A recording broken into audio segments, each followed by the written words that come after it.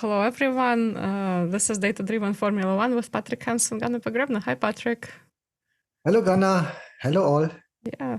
So today we have a very interesting topic, but before we begin, I just want to remind everyone that this is we're actually recording a podcast, and the fact that we have the video component on YouTube is actually just to kind of give you some additional information. So we're not meant to show you to show you some kind of materials from current races, things like this.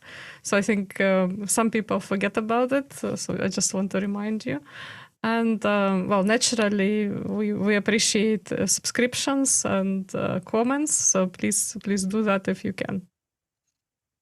Yeah, thanks. So I would call it like an enhanced podcast. So we have the images which we use as discussion, as base for the discussion. So if you have the opportunity to follow us via video on YouTube or on Spotify, I think this is the best version. If not, if you're sitting in the car, in the train, and just can listen to us, then you're losing out a little bit, but I think it's still okay. That's right. And yeah, I also wanted to say that in the visual component, we obviously show you quite a lot of visual material, and we use ethical visual material, so we do not post something that is not in public domain. And we encourage you to actually watch video footage from places where people own the copyright for the visual material or have the rights to demonstrate that material.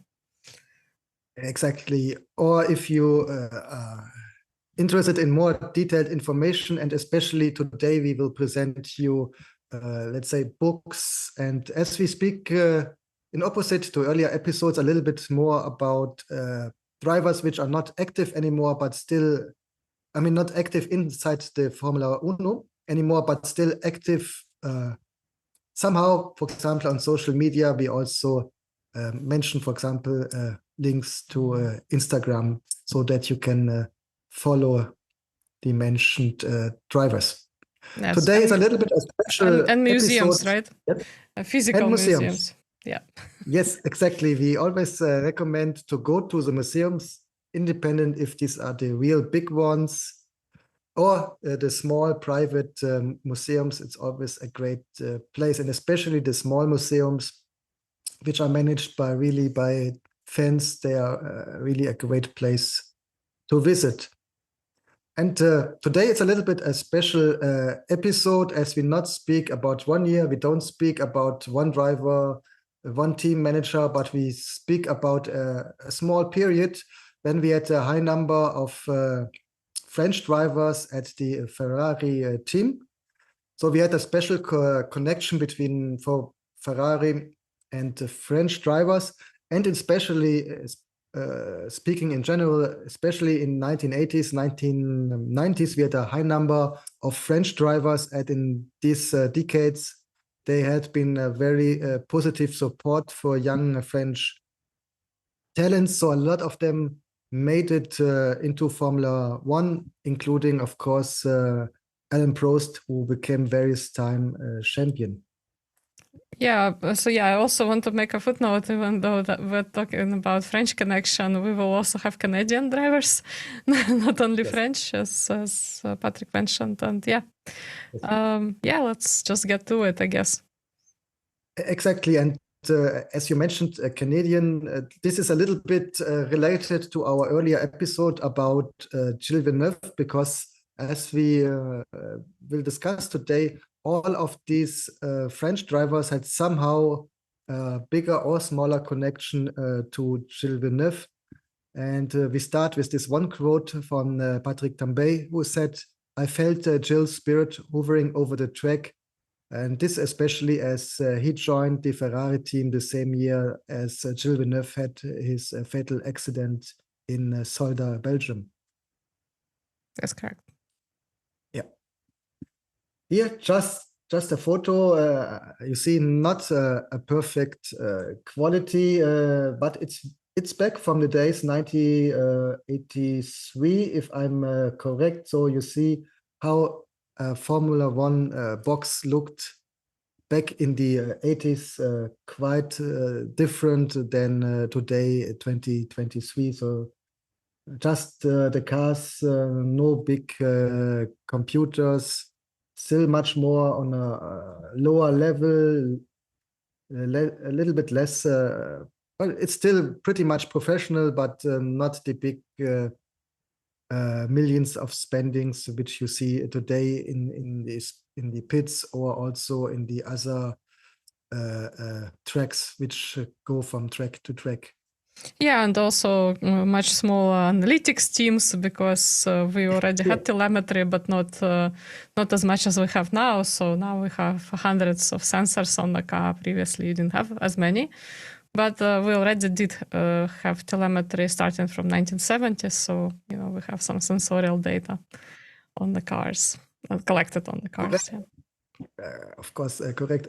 Some smaller comment here. We had, for example, one episode about Enzo Ferrari talking about his special relation to Shell. In the 1980s, there had been a period, as you see, where the sponsor, the fuel sponsor, not had been Shell as in the beginning, and today again, but the Italian Agip. Mm-hmm. Okay. The first driver for today is I should probably do some sound effects. The first driver for today is Didier Pironi. Didier Joseph Louis Pironi, or also known as Didier Pironi. We discussed him already quite extensive in the Gilles Villeneuve episode, because there had been it had been a quite friendly relation in the first year, 1981, but then in 1982 there had been the quite infamous rivalry where Didier Pironi, we may conclude, have disrespected the signals from the box to not overtake Gilles Villeneuve, and which with them led to this very strong conflict between two drivers, meaning Gilles Villeneuve never and Didier Pironi never spoke since this incident in San Marino until the fatal accident in Zolder.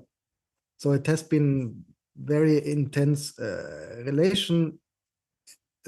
As we concluded in the Gilles Villeneuve episode, a lot of people say that, especially as Gilles Villeneuve was so angry against Pironi, he passed the limit, and due to this led to the fatal accident.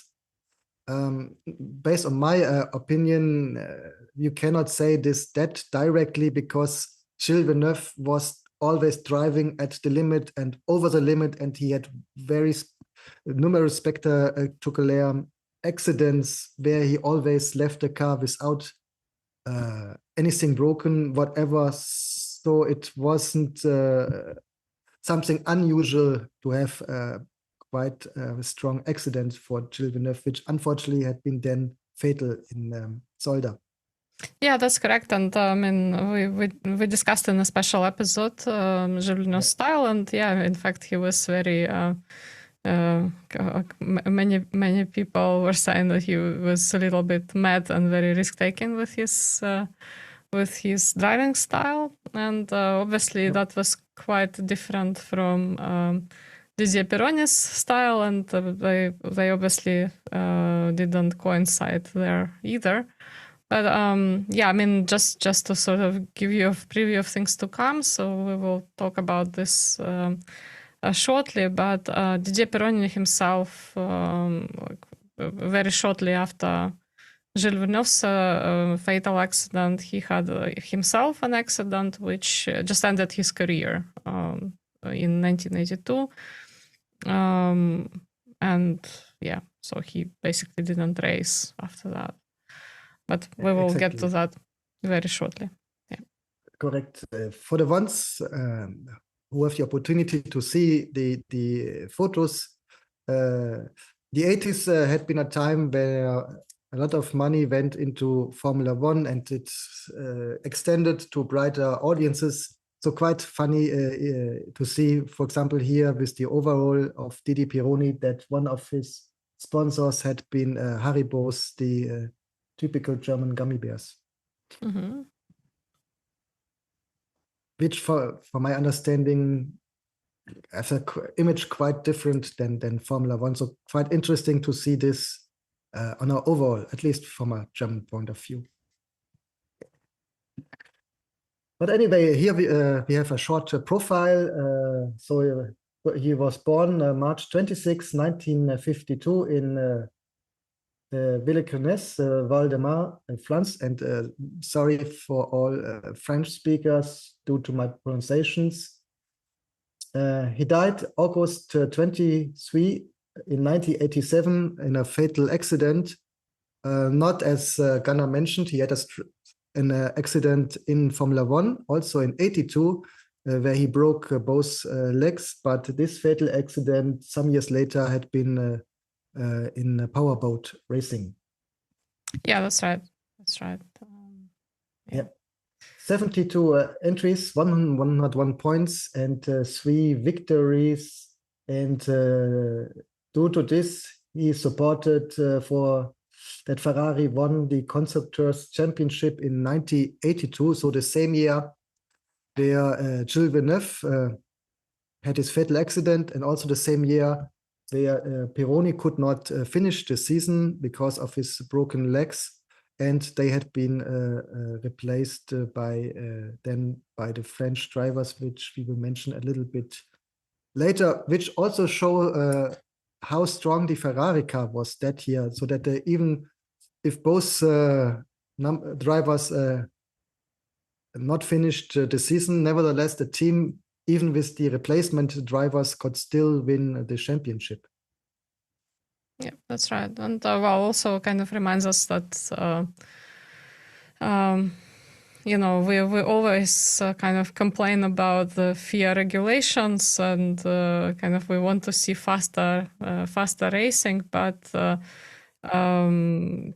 you know, considering what the current regulations are, we have to say that the sport now is a lot more safe than it used to be.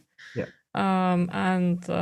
You know, the Formula One was really very, very dangerous sport back in the 80s. So we talked about the 70s and the 60s and the 50s already, but you know, in the 80s it was still quite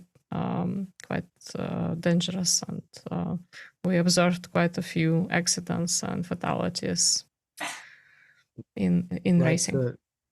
In the 1980s, the number of fatal accidents went down in comparison to the 1970s, but we still had them also later the decade, even if it took various years until the next one, if I remember it right. But there still had been very strong accidents, including the one from Pironi, why he had to leave the sport. As I mentioned, there had been 2 replacement drivers. One we will talk about today, Patrick Tambay. The other one had been hired for 2 races, including Monza, which was Mario Andretti. And we spoke about this in the special episode about Mario Andretti. Yes, right. Even if Pironi is, I think, in our memories, mostly linked to Ferrari. He started his career in Tyrrell, which had been a smaller team which traditionally looked for new talents, and then via the French Ligier went to Ferrari. Yes, exactly. And here's Enzo Ferrari with Gilles Villeneuve and Didier Pironi. Exactly. So I would assume this is from 81, the photo. It doesn't say the date, so I would assume this is 81 or at the end of 1980, as the relation in 82 between 2 drivers wasn't that happy for most of the time. Yeah, that's right. But I think they still appeared on quite a few events. I'm also not certain if you're watching us on YouTube, you can see the photo. And yeah, I'm also not certain which year exactly it was, but I think, they still appeared at quite a few events, even though it wasn't a very friendly relationship, as we discussed previously. Yeah. So one quote by Enzo Ferrari, as he remembered Didier Pironi. As soon as Pironi arrived at Maranello, he won everyone's admiration and affection, not only for his gifts as an athlete, but also for the way he was doing things. He was reserved, while at the same time outgoing. Yep.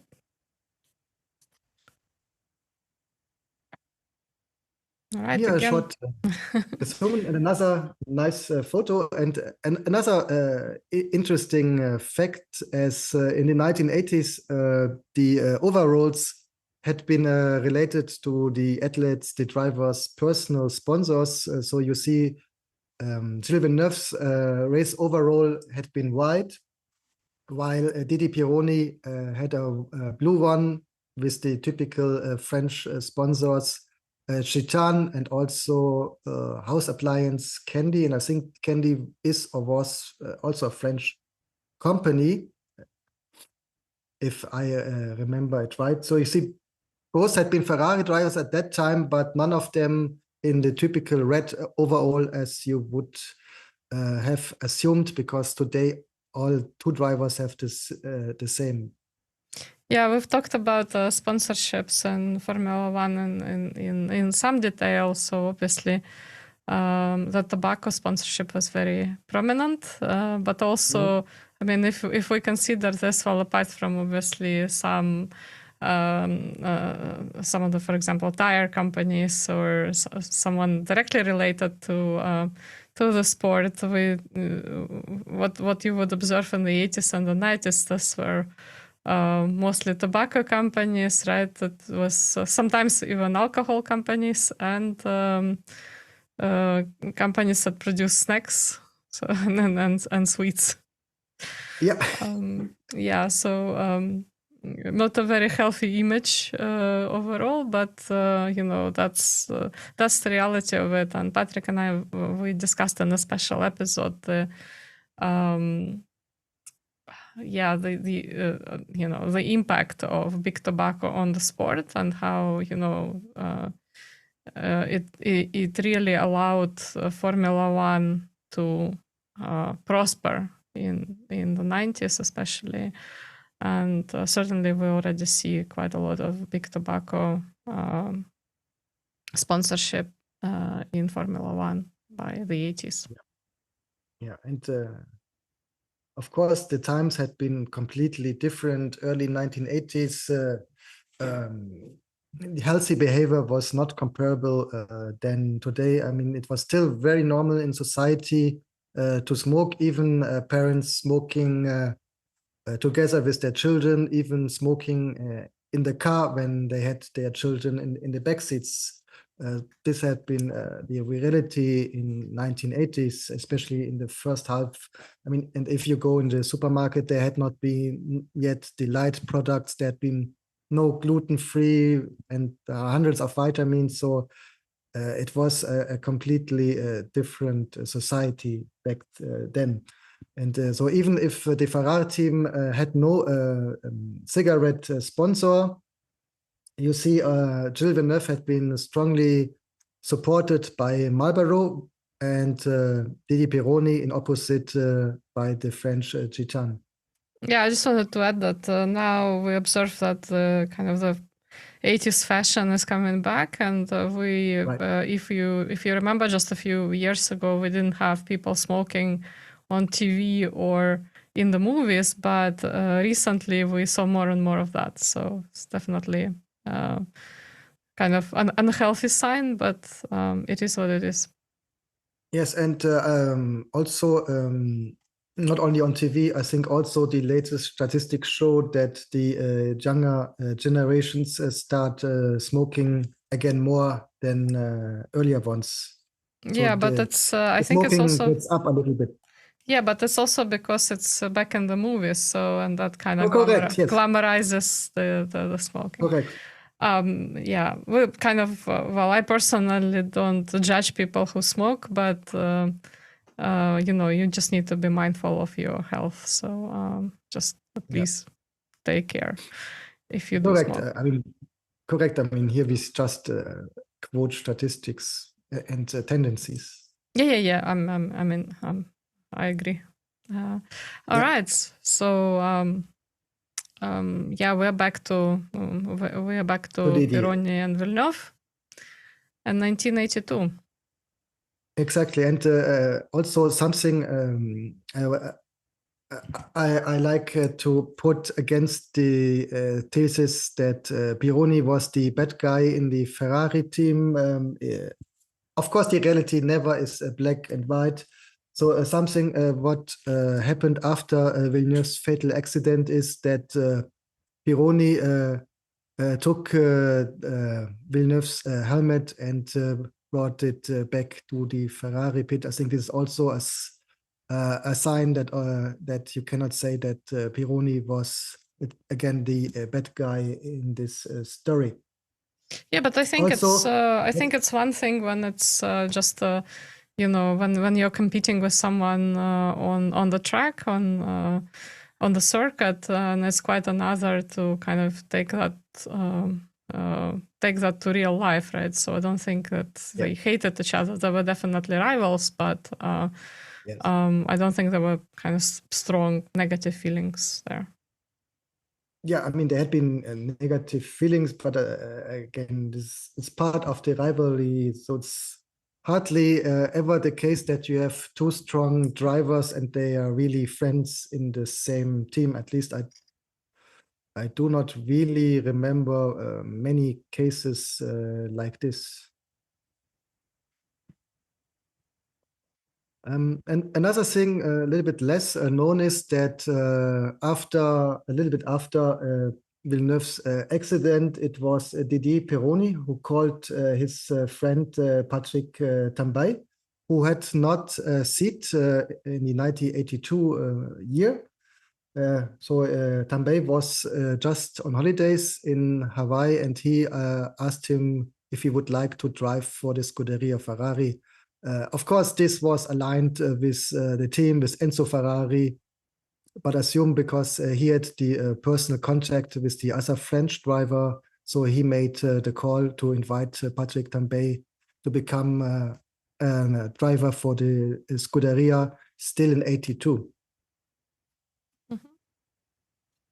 Yeah, and like you said, I mean, we will discuss it at Tambay later, but I think he was waiting for the seat in Williams, right? And which never kind of came through. Yeah, and it's a little bit, I always think, I mean, we will obviously talk about it when we get to Tambay, but I think that's a little bit of a funny situation because I think many drivers really wait for the chance to drive for Ferrari, but this is a case when it's just like insane stroke of luck. I mean, obviously that was tragic to Gilles Villeneuve and tragic situation for Gilles Villeneuve and Didier Pironi, but if you consider Patrick Tambay, you've been hoping to get a seat in Williams, and you actually get a seat in Ferrari instead, which is not very often or very frequently observed in Formula One.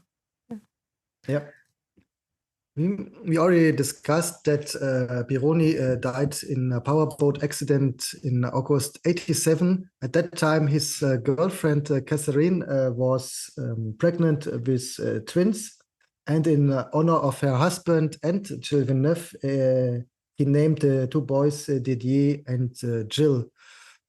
And I mean, I would assume this is not only based on her own feelings, but there had been, I sure, many talks between him and with her and her boyfriend, because they not had been married, about Gilles Villeneuve. So I assume Pironi had this fatal accident a lot in his memories, and also discuss it with his girlfriend. why she felt now then motivated to call her twins Didier and Gilles. And to end this on a more positive note, Gilles Pironi later entered Formula One and the Mercedes AMG team, not as a driver but as an engineer. And as it's custom that for each victory you invite somebody from the team, he had the opportunity to stand at the podium at the 2020 British Grand Prix to receive the constructors trophy. Yeah, that's right. And well, that's I guess another pathway into the sport that we don't very often discuss here. We only, I think, had a couple of engineers that we discussed, but that's also a very interesting pathway, and there are some really cool engineers in Formula One, as you can imagine, because this technology actually translates into many other areas of our life. Yep. For each driver today, we want to recommend additional sources. So many times there are books, and here the one which you also can order on the one hand on Amazon, but I'm also sure you can get it from your local book dealer if you want to support smaller independent book dealers. So here's the one, Pironi, the champion that never was. Why the champion that never was? Because in 1982, he was on the best way to become a champion. He was leading the championship.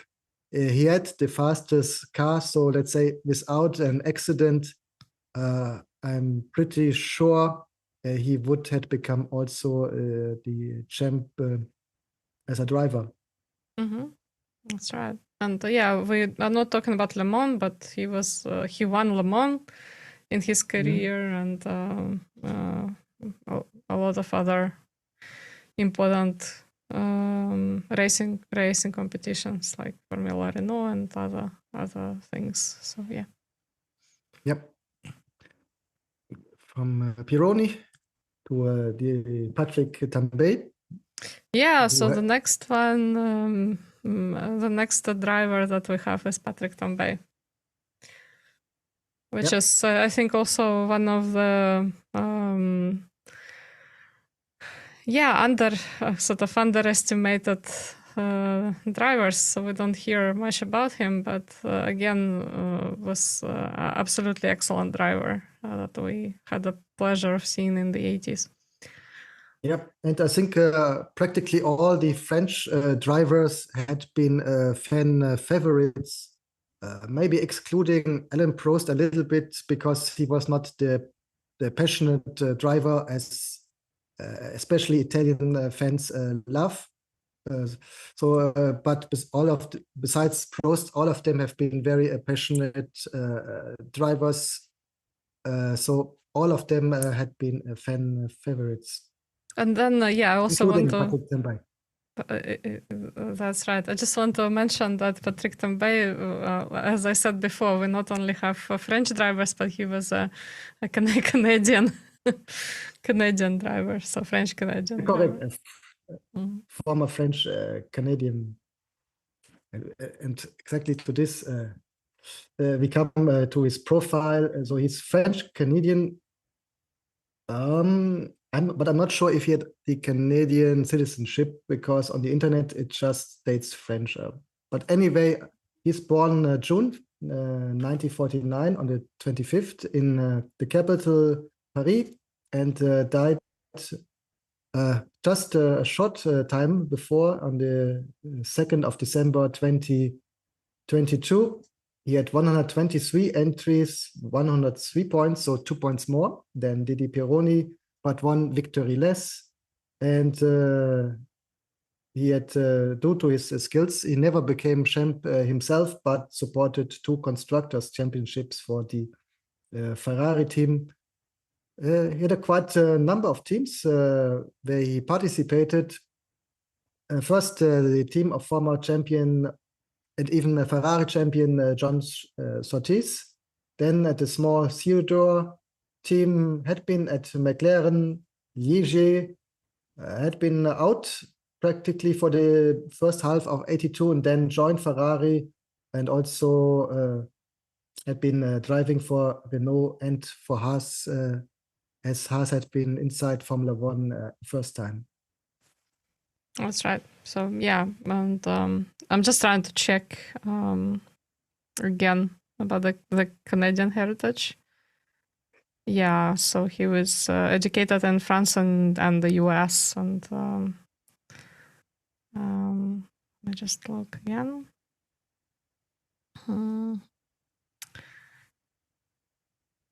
Yeah, so he definitely was a prominent figure in North America, and yeah. Okay, back to 1982 while I'm checking. Checking. Okay, so as you're checking here, another nice photo of him, and so as I said, he returned. He had a little bit struggling to get a good seat in Formula One, so he returned to Formula One first time driving for the small Theodore team, and then finished the switch to Ligier. In 1982, he was originally without a seat. As you said, he was speculating driving for Williams, but unfortunately, sometimes when you speculate, it doesn't work out as you hope to, and had been called by Didier Pironi, and due to this replaced Gilles Villeneuve as a driver, and doing quite good. Already won his first Grand Prix for Ferrari at the German Grand Prix, even though he normally had been the number 2 at the team.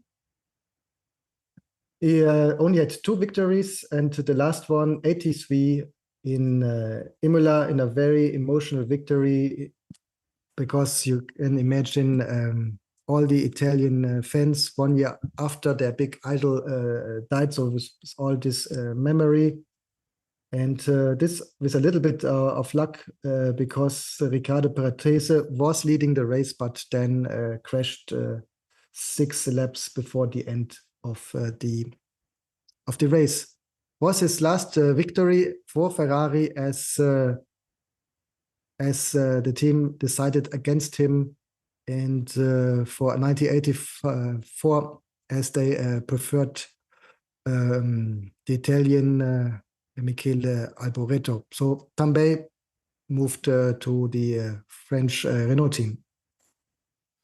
Yeah, I mean, I do know the story about him joining McLaren, and yeah, so I thought that he lived in Canada, but I'm not an expert on Patrick Tambay. So if you guys know about this, let me know. Yeah, so I did find basically in the 70s he beat Gilles Villeneuve to a McLaren seat. And then he, had a pretty frustrating 1978-79 season, so like Patrick said, because he was kind of waiting for a seat. And this is kind of from what he was saying. In 1977, I was driving the Ensign, and after the Australian Grand Prix, I had an appointment to go down to Maranello to talk to the old man about driving for Ferrari in the next season. Mauro Foghieri was the go-between man. Then suddenly he couldn't make it, the old man, because he had a case of a flu. I was due to fly back to Canada for Can-Am race, but on Tuesday I went to see John Hogan of Marlboro to talk about what I should do. And suddenly, out of the blue, Teddy Meyer walked into the office with his really nice leather briefcase. So we started talking together, and he said, you have a Ferrari offer. You won't fit well with Carlos Reutemann. He's a strange guy. The atmosphere is going to be difficult. The relationship is going to be difficult. And they're switching to Michelin. And for sure, it's not going to be a good first year. And then he opened his nice briefcase and took out a McLaren contract. I didn't have a manager. I didn't have an agent. I didn't have anything. So I called my father and he said, hey, kid, do what you want. It's your job. And if you think you can handle that is better to feel safe than sorry. So I got a pen and signed it and went off to Canada. So I do believe he lived in Canada. But guys, if you are the if you know Patrick Tambay well, let us know about the Canadian connection. Yeah. Yes, Anyway. and lessons learned. Nice briefcase always. Always helps. Always helps. Yeah, that's it. That's it. Yeah, always somehow we don't know why it's magic probably, but somehow sways opinions one way or the other. Exactly, and as you mentioned, McLaren.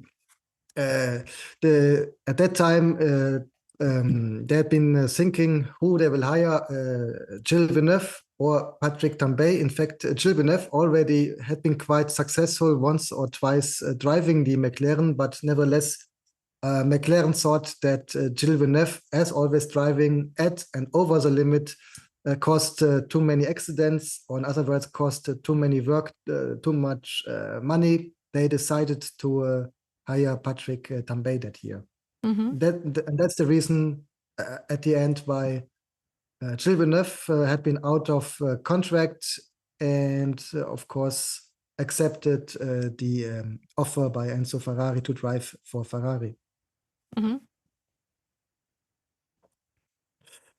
Another interesting connection, Patrick Tambay was a good friend of Gilles Villeneuve and also the godfather to a 1997 world champion Jacques Villeneuve, meaning Gilles' son.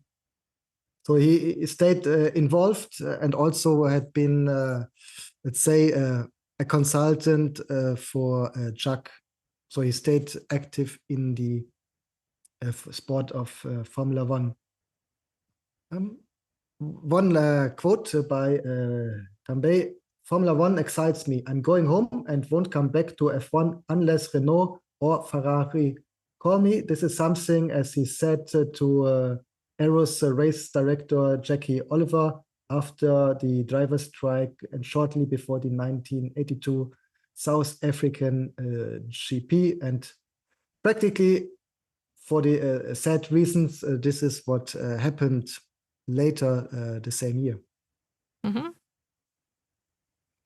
Because remember, he was out of a seat, so he spoke with Jackie Oliver, maybe to think about potential possibilities with Arrows, but he was not speaking as driver to a director.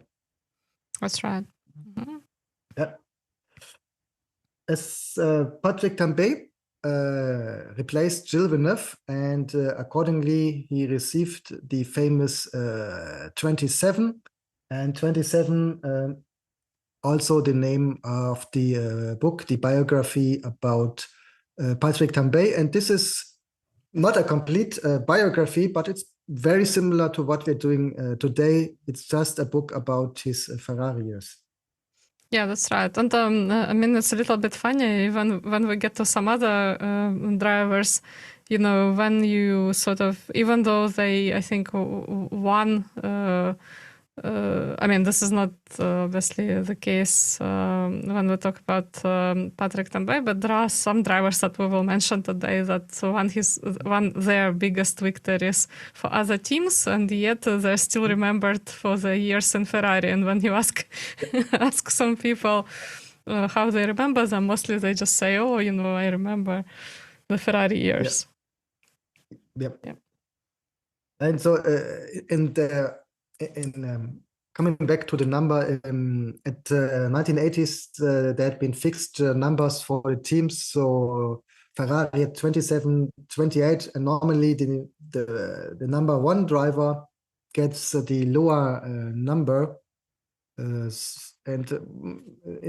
Not always with Ferrari, because somehow the 27 is related to Gilles Villeneuve and his exciting style of racing, which also had Patrick Tambay also become, of course, to Jean Alesi, who also had been a very famous French 27 at the Scuderia. Yeah, some other things that I remember about him and why I was pretty sure that he had something to do with Canada. I mean, I know that he was born in France, but yeah, I know that he was skiing before he went into racing.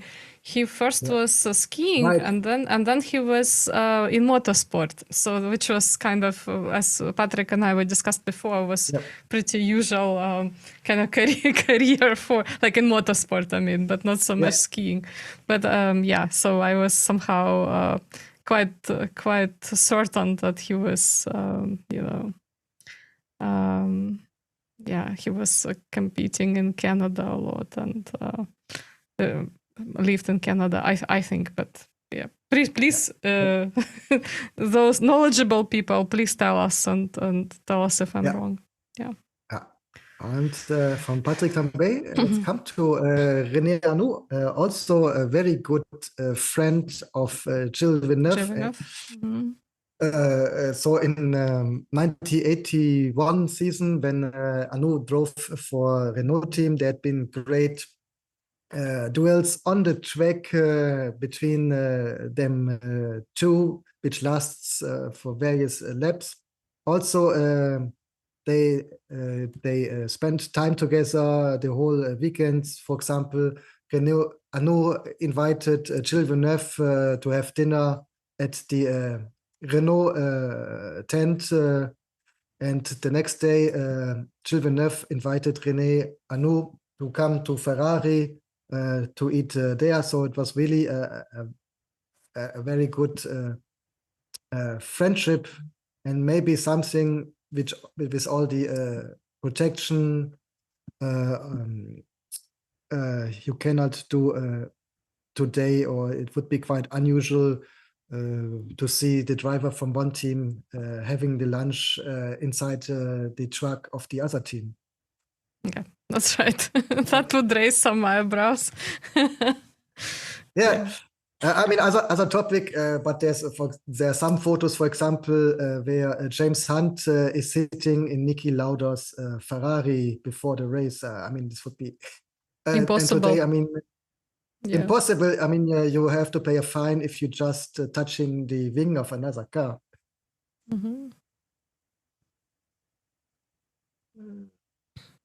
So yeah, back to René Arnoux. Back to René Arnoux. As same as the other French drivers, he was very competitive and had a very aggressive driving style. So the same what your defense like. So also he was a fan favorite. And let's see his profile. He had been born in 4th of July, 1948 in Pontcharrat-Isère in France. 165 entries, 27 points, 7 victories, and also one championship for him. He started with the smaller teams like Martini and also Surtees. Then went to the national Renault team, who went to Ferrari, and then back to Ligier. Yep, that's right. If you are anyway listen to us as a podcast or on YouTube, there's one great episode by Formula One's official podcast, Beyond the Grid, where he speaks in detail about his very positive friendship with Gilles Villeneuve. So if you're more interested in this relation, I can also highly recommend this interview. Arnoux left Ferrari to join at the end of 19. So after the 82 season, the Ferrari team to start with them in 83 to have a complete French setup. This is 3 victories at the Canadian, German, and Dutch Grand Prix. Arnoux was in contention for the world title until the final race of the season, South African Grand Prix. So due to technical reason, he had to retire. Mm-hmm. And due to this, Nelson Piquet became champion that year.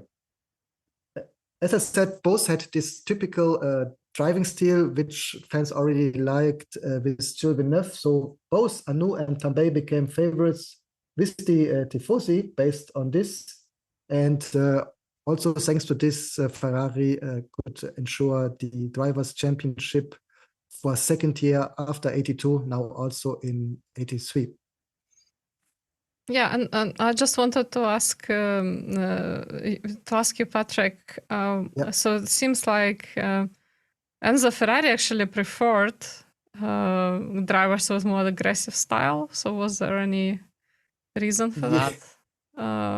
Yes, was he himself? I mean, I guess my question is, when Enzo Ferrari was racing, was he quite risk taking? Is that the reason? Oh, that's a very good question. I mean, because the cars, as he was active as a driver, have been completely different. We're speaking here about before Second World War, so they've been maybe so fragile that you not really could drive that aggressively. But due to my memory, he wasn't an overly aggressive driver. And I think he mentioned this also. For example, he at the end he was driver and team manager.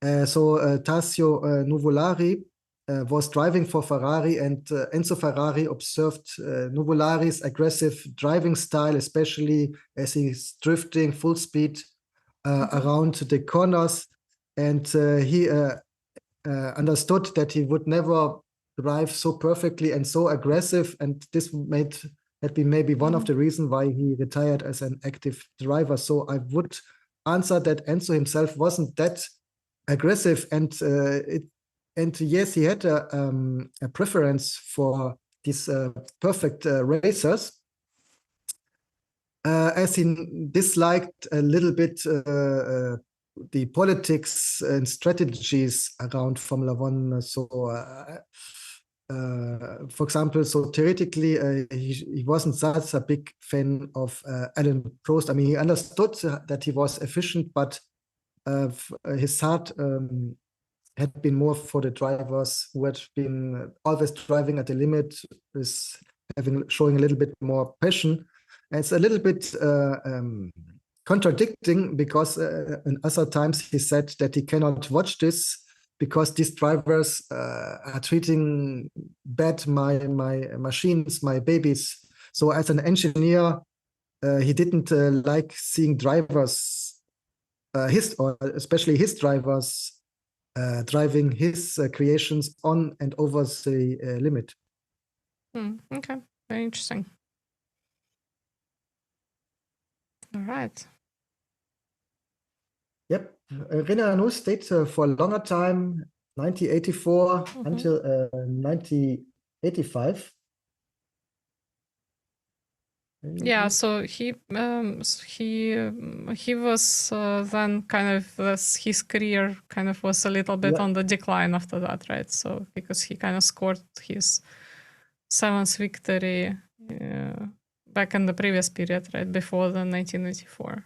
And then exactly, especially the happenings around 1985 never really had been made transparent, because he was, as they said, he left inside the season on mutual consent and replaced by the Swedish driver Stefan Johansson. It was never said, not by the team and not by René Arnoux himself, why he left Ferrari at that point inside the season. So, of course, there are various rumors. For example, one saying that he was just not felt motivated, and due to this not driving on the limit. Other rumors mentioned that he used drugs, and this was detected by the team. And so they had an agreement to not disclose this drug usage, but that he would leave the team. Maybe this is the most credible solution, because, I mean, 1980s, a lot of money inside Formula One. Formula One drivers treated like stars. There had been a lot of starlets in and around Formula One weekends, and so I assume that Formula One drivers, due to this environment, due to the money, also could have come in contact with some kind of drug. So yeah, but I honestly, also it's know pure that he speculation. had. Yeah, I also know Yeah. that he had some. Well, at least there were rumors that he was not in good health with his legs or his knee. He had a Yes. knee surgery, I think, of some sort. Yes. And yeah, so that was also one of the reasons. But I mean, that could be also, like you said, it could be just the chain events, right? If you Yes. are not 100%, maybe you are taking some painkillers, and after you take painkillers, maybe that Yeah. escalated to something stronger. So it's Yeah. not necessarily prohibited drugs, but could have been, first prescription drugs that then escalated to some stronger drugs. Yeah, and you have a good point. He not only had the problems with his knees, but I think he had surgery which he not disclosed to the Ferrari team. So they not had been aware that he had this surgery, which also, of course, doesn't make management happy to not get such relevant information. Again, so even if it was practically overnight that he left, I mean, it was somehow, maybe there was a great contract in place, but also I think nevertheless a sign of respect, because up to today, and it's pretty much 40 years later, René Arnoux never said what was the reason. And, well, I'm sure that there is a very strict contract there in place. Yeah. So non-disclosure agreement probably means that he cannot disclose. Yeah, but nevertheless, 40 years, so I don't know if it still would be valid. And René Arnoux in some kind of marketing events had been also back with the Scuderia. So, I mean, whatever happened, it seems that it's now okay between the two. Mm-hmm. Nevertheless, we're coming to the next French driver, and it is nobody else than Alain Prost. Yeah, when Patrick said that we're going to talk about Alain Prost, I told him, "Are you sure about this?" This is like, we can talk probably for a very long time. So I just want to kind of say that we will just very briefly go over his career, because we will do a special. I mean, we will talk about Ayrton Senna in particular, and obviously when you talk about Ayrton Senna, you cannot talk... you cannot not mention Alain Prost, and obviously we will talk about Alain Prost in more detail as well. So today it will just be very brief mention of him. And actually, when I kind of in preparation for this episode, I kind of did a lot of research online, and I think to date he is regarded by many fans as the best French driver in Formula One, or the most successful, let's just say, French driver. Of course, this is not. I mean, I appreciate that different people will have different opinions about this, but that seems to be the majority opinion. if we look at online resources. Yeah, correct. I mean, the numbers are quite clear. 4 championship for Alain Prost, so he's clearly the most successful French driver in Formula One. So Yay! We can have yeah, applause here again. yeah. Yes, and this definitely not only because of his driving style, but let's say similar to Niki Lauda, he knew when he had to drive 100%, and he knew when it was enough to drive, let's say, with 90% effort. That's why he was called the professor. Yeah, and he also Yeah, considered himself a professional driver. exactly. And this not only inside the car, but also, let's say, outside the car, because he also was, I think, a master in lobbying around inside the team. So he really played all the strategies which supported him getting success as a driver. As you said, we will not speak in detail about him, just quite short. I mean, he joined Ferrari, I would say, to leave Senna. They had a very toxic relation inside McLaren. So I think he wanted to escape this situation, and this is why he joined the attractive offer from the Ferrari team. Yeah, that's right. And again, even though he didn't win, he didn't have a very successful career in Ferrari. Yeah. Let's just say, compared to his all his kind of following career after that in other teams. A lot of people remember him from Ferrari days. So if you ask, I even had very recently with one of my friends, we had a big argument because he was absolutely sure that Alain Prost won all his championships with Ferrari. So that's kind of the extent of sort of the extent of association between Alain Prost and Ferrari team in the opinion of an sort of average person. Yeah. Yeah. Well, I mean, at least he brought the number 1 to Ferrari. I mean, you cannot see it that good on the photo because the number it was only in front, not at the sides, as also today. But as he came as the reigning champion to Ferrari, he brought the number 1 and 2 to the team. So at that time, no 27. Logically, yeah, and I mean, it wasn't such a bad year. He had he was competing to become a champion with Ayrton Senna for a long time over the year after another infamous accident. So it wasn't a bad year, but of course, no championship. I'm sure we could discuss a long time about these accidents, but we will do this later when we have a special episode about Alain Prost, and we'll repeat it if we do this a special episode by Ayrton Senna.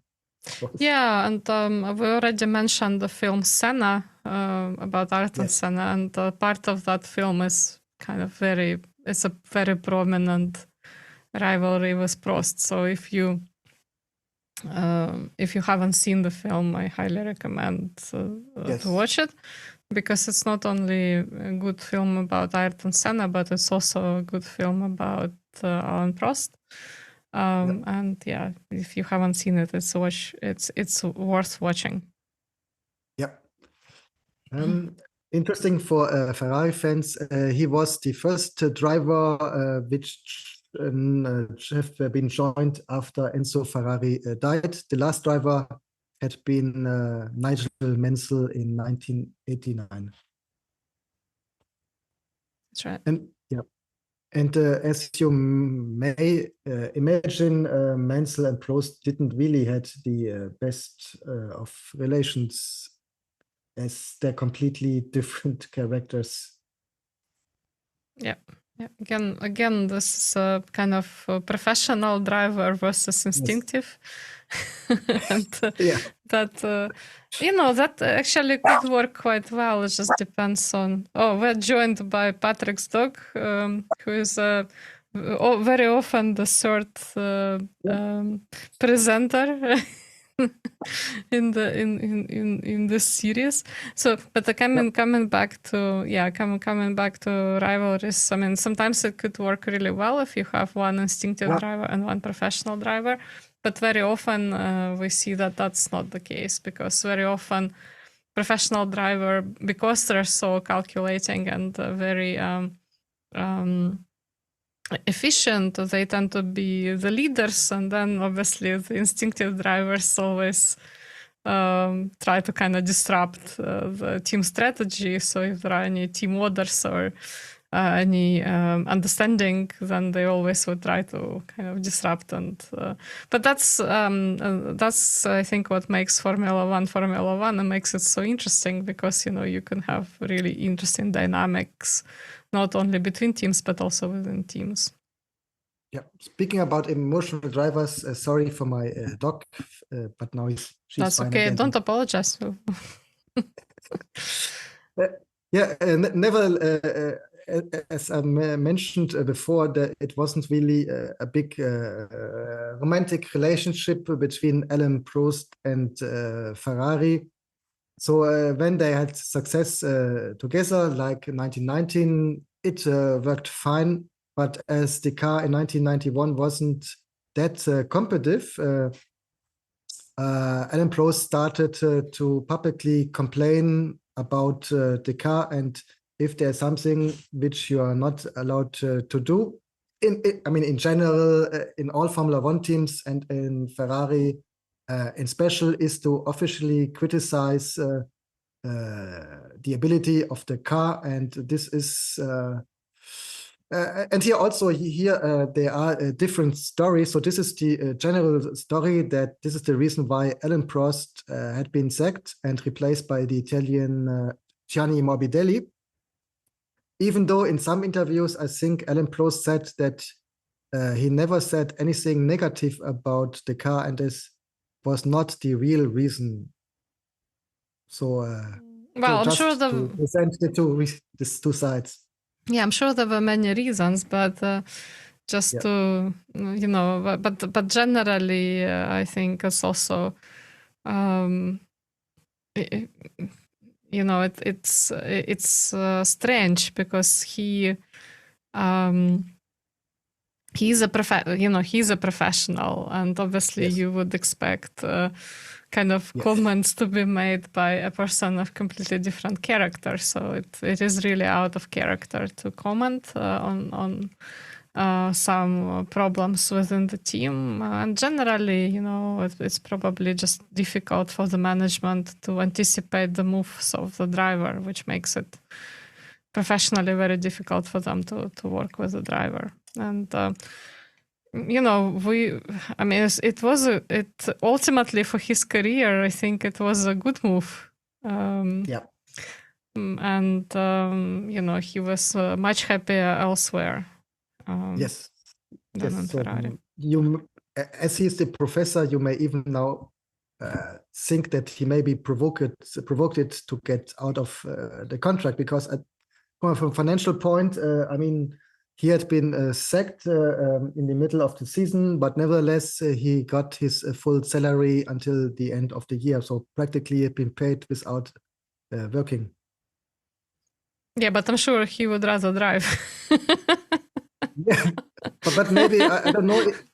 I'm not. I don't know if he had a contract beyond 91, and maybe he provoked it to get out of this contract. Or honestly, we can investigate for the special episode about Prost.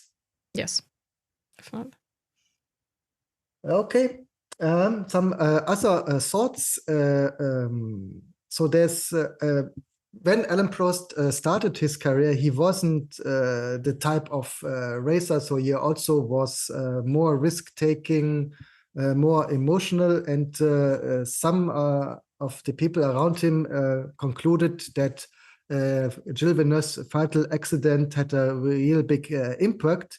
And due to this, he developed his minimal style, meaning only do enough to reach the goal. And due to this, he became the professor, which is completely the opposite of Villeneuve's driving style. And there's also one quote by Prost about Gilles Villeneuve's accident. He said, the last great driver, the rest of us are only professionals.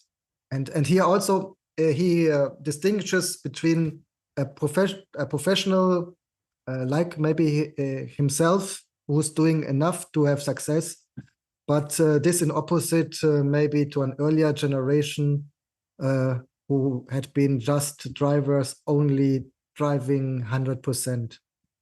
Yeah, I think it was probably more about like we just talked about professional driver versus instinctive driver, but Yeah. here I mean I'm not sure I agree. I guess we don't have to agree always. I guess you know. We have to wait and see when we get to discussing Ayrton Senna's style, but style of driving, and well, but definitely, I mean, there was a switch at some point to more professional drivers.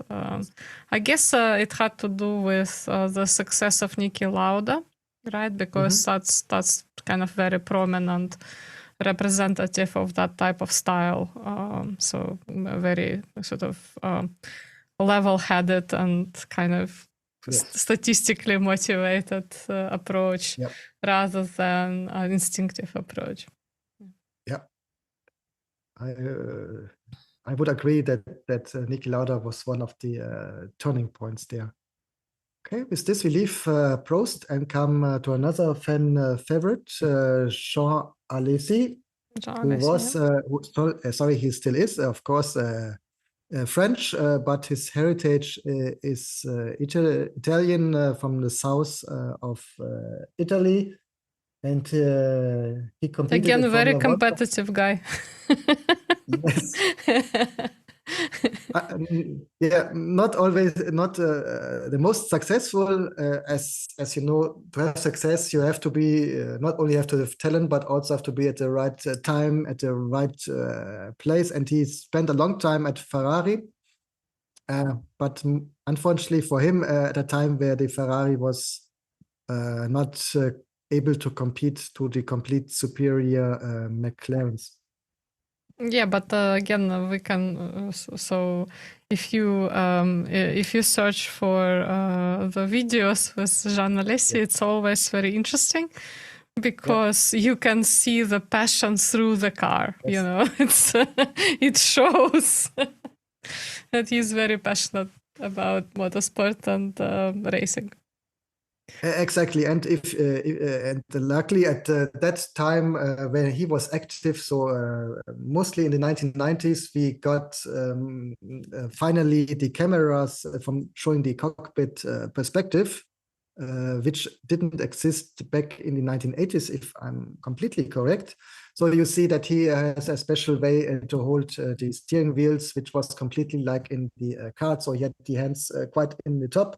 But normally drivers have them more aside. So this way you could always see when you saw the cockpit view of Jean Alesi, as I think there's no other driver who had the hands like that. Yeah, I think now it would be impossible because they probably, considering the number of sensors that drivers wear, I think there's quite a lot of instruction going on and testing, and probably you wouldn't be able to do that now. Yeah, and 1990s. Now you see all the drivers. They're now having the unified overalls. So Jean Alesi and his teammate, mostly Gerhard Berger, they had the same overalls, so no individual sponsorship anymore. Alesi was quite a long time in Formula One, from 1989 to 2001. First driving at Tyrrell. So again, we have Tyrrell here. And he, again, especially his driving style, also in the rain, impressed a lot of the other teams. And finally, Ferrari got the contract with him for a long, long time. And then as Schumacher joined, he switched to Benetton, maybe to avoid the direct competition with Schumacher, or also because Benetton had won the championship for 2 years, so it was practically the best car the last 2 years.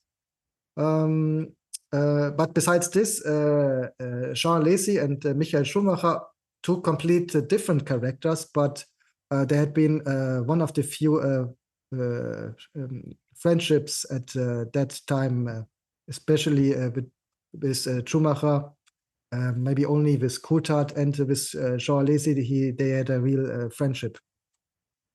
And I think you can see this later also in one of the photos. Okay, so as I said, very talented driver, even though he only won one race in this whole career, which was the famous 1995 Canadian Grand Prix on the Gilles Villeneuve racetrack. This track, yeah, that's right.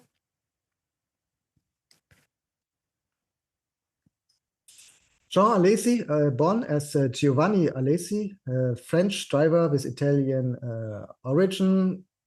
He has been born 1964 in June 11, place Avignon Vaucluse in France. So again, please excuse my pronunciation.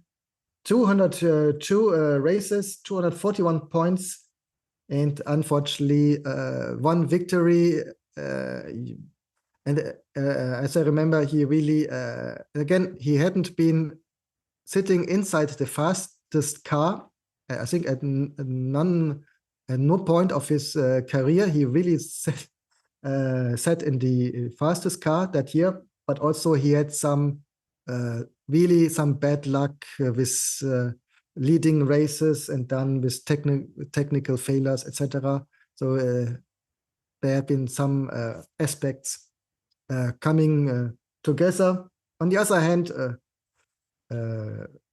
the same as Jackie X said once, I mean, he had the luck. He never had any bigger accidents inside this career. So this is, I mean, also, I think, a positive notice for a Formula One driver. Mm-hmm.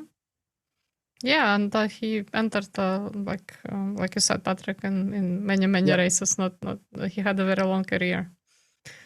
That's right. So, yeah, and he was in Williams, right?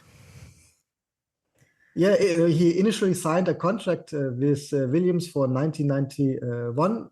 However, as Williams, for whatever reason, had been delaying the announcement of the signature, maybe because they're again playing and hoping to get Ayrton Senna.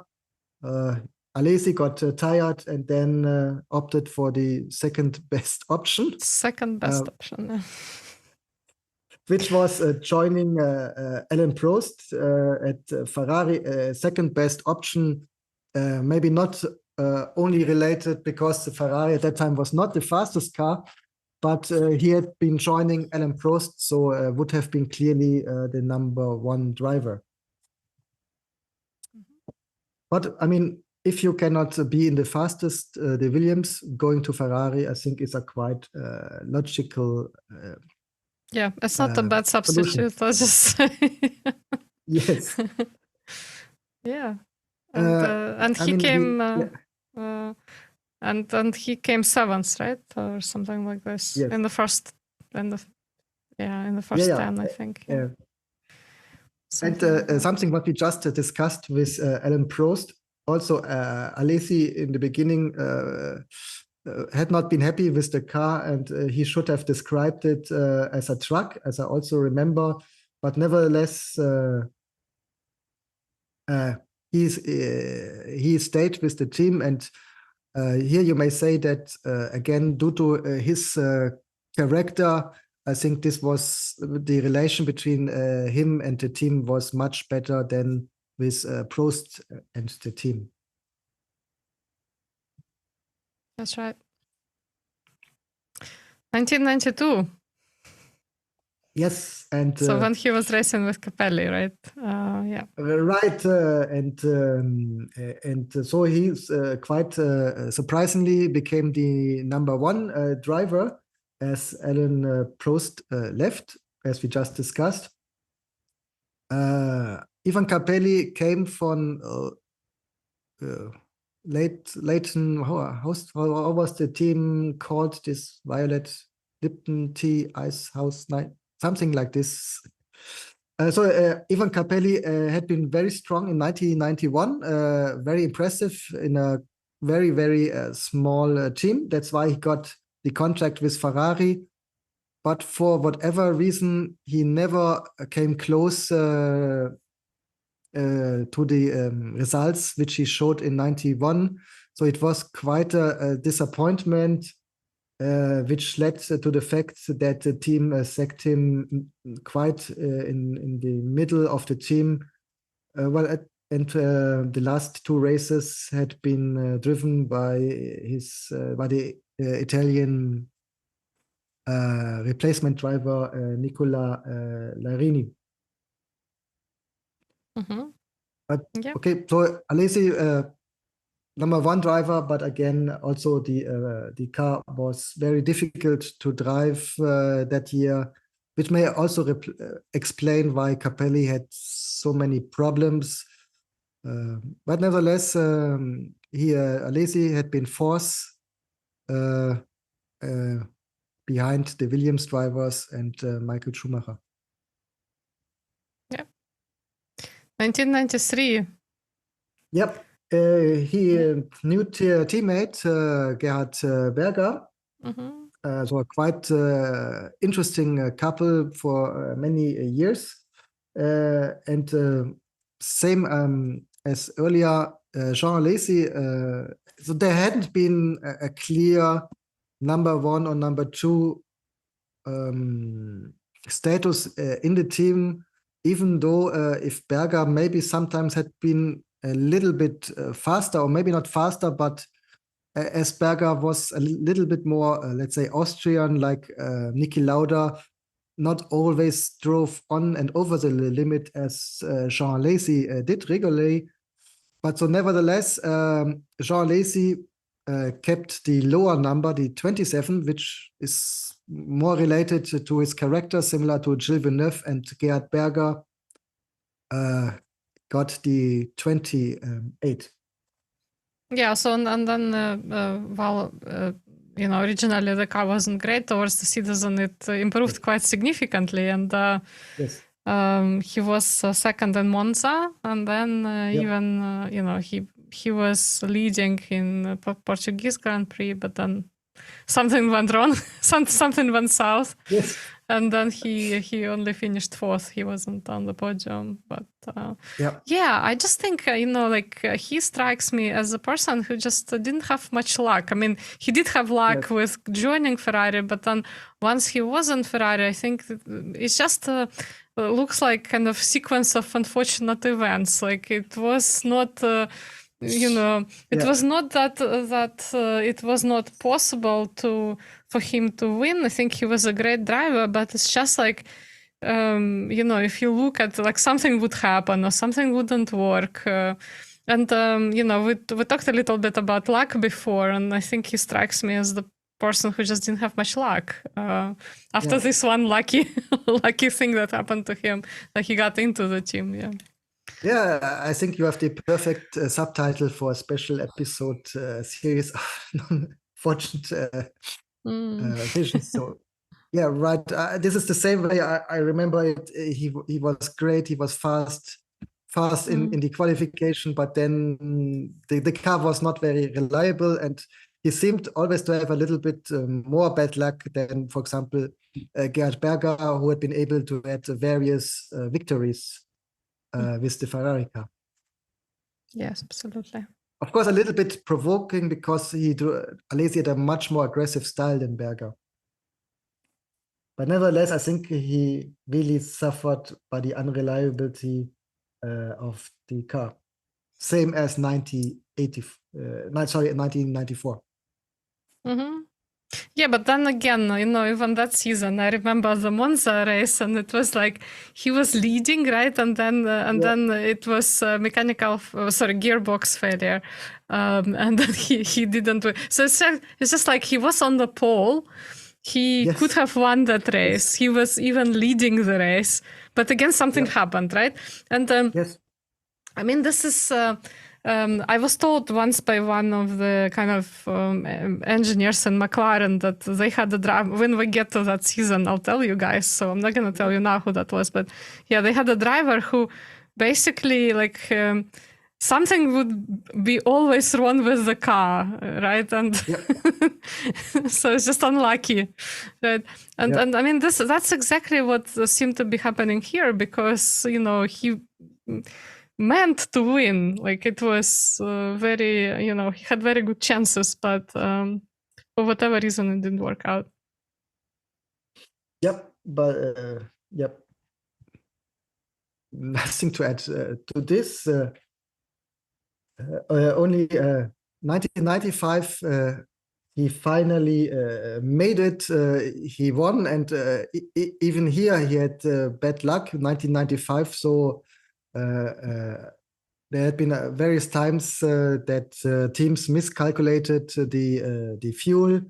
Sometimes they stopped before the end of the race, and luckily in 1995, Canada, Gilles Villeneuve racetrack, he finally made it. He won only to run out of fuel after finishing the race, and something which was still quite seen in the 1990s. As this happened a lot, what happened then, that the drivers who still had fuel for the outgoing lap after the end of the race, when you go slow to just greet the spectators. They collect the drivers, so they sit on the left and on the right. And as mentioned, Michael Schumacher was a good friend of Alesi, so he took the Frenchman so that he can wave to the spectators. Back to the pits. Yes, so a quite famous picture. Yeah, I don't remember that particular race, but I mean, it probably was very funny instead of and probably frustrating as well. To kind of, when everyone gets their sort of circle of applause and all that and cheering, like, instead you're being dragged by another driver to the pit. Yeah. I mean, honestly, as far as I remember it, he was so happy to finally win a race. I think he didn't care that he has his final lap on a Ferrari or on a Benetton. And anyway, I mean, just the next year he would sit inside the Benetton, as it was his last race at Ferrari. As both drivers, Alesi and Berger, went from Ferrari to Benetton, while Michael Schumacher and Eddie Irvine became the new Ferrari drivers.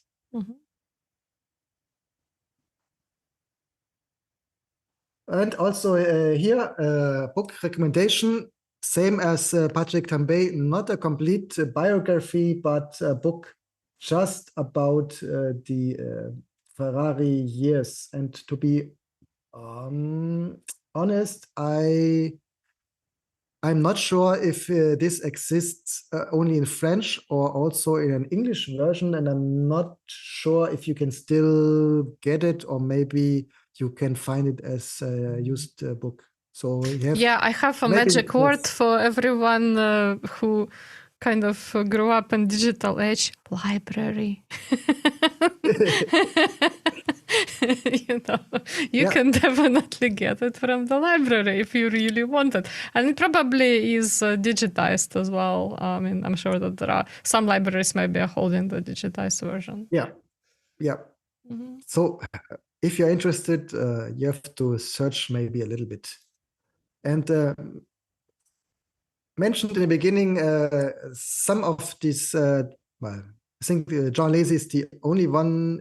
I think Alain Prost also is on Instagram. I'm not sure about it, but anyway, if he's there, he's not very active. I mean, Jean Alesi is a little bit more active. As you see, he has 43,300 followers and at least 96 posts. Okay. Meaning he's not directly an influencer with 3 posts a day, but from time to time, when he does something more interesting or related Formula One, he posts a photo. Yeah. And interesting, also here, he had been active in various teams, but let's say he's mentioning on his Instagram account practically only the Scuderia Ferrari, which makes sense. I mean, most of the time he had been at Ferrari, even if he finished his career at Sauber. I mean, everybody, well, not everybody, but most of us, we remember him as a Ferrari driver. Yeah, I just checked the Instagram. So Alain Prost has 196,000 followers on Instagram. Yeah. But I think he's posting much less than. Yeah, probably. I mean, I'm not actually following Alain Prost on Instagram, but I can actually look when the last post was. Yeah. And that was today. So, Yes. but before then, it was the 5th of December. So Yes, sure. Yeah. So not really. Once a month, maybe you get a photo. Yep. Cool. Yep. So this was the last French driver. If I'm not completely forgot somebody, because Leclerc, as you know, French speaking, but he's born in Monaco, so he's Monegasque, and I mean from birth, not as the rest of the Formula One drivers who moved there just for, but not just, but let's say mostly for the sunshine. Born in France, okay. Yeah. Yeah. In France and everywhere else on the planet, due to the taxes in this beautiful place. Yeah. Well, now you mean, yeah, now it's not probably a good idea for a Formula One driver to live in France. I do apologize to all, to everyone from France who's listening. It's great, but I mean, obviously, as we all know, currently, somehow, for reasons we cannot explain really with Patrick, many drivers live in Switzerland. We don't know. We cannot explain that. That's an anomaly. Nope. Has nothing to do with anything, any reasons. Yeah. They just like it there. Yeah, beautiful place. Yes, beautiful place. That's it. That's all right, so there we go. So this was the episode about the French drivers in Ferrari team. In particular, I was kind of thinking, there were also some really cool engineers in Ferrari from France, but anyway, it's it's a different story where we will probably talk about engineers separately. And thank you so much for being with us again. If you are knowledgeable about Patrick Tambay, please do get in touch and tell us what you know. We never say we know it all. And as usual, you can watch us on video in YouTube and Spotify. We are present on a growing list of platforms thanks to Patrick in podcast form. And as usual, we are very happy to be here for you, and we'll see you next time. Yep. Bye-bye. Thank you. Bye.